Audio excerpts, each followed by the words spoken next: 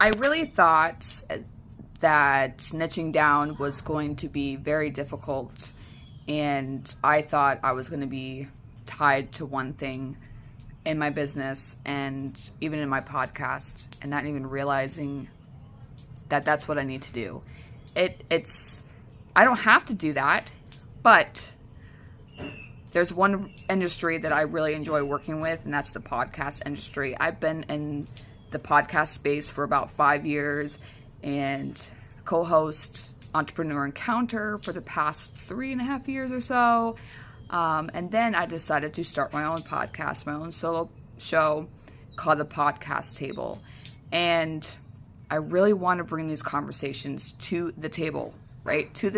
Because I believe that there's so much more to a podcast than content creation. We have to think about what actually goes on behind the scenes.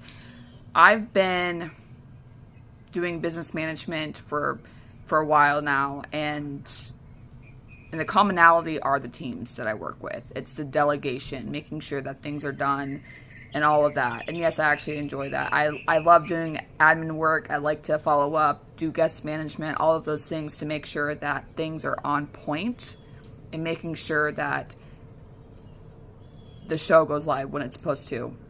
My dream in my other life has always been how cool would it be to work on movie sets, on, some type of music production, but I landed in the podcast space, which I'm very thankful for, and it's so much fun, and I'm learning still so much. But yes, that's what I've been currently doing, and now that I'm having more conversations with people, their mind is blown, because they never thought that in the podcast space, operations needed to be a thing.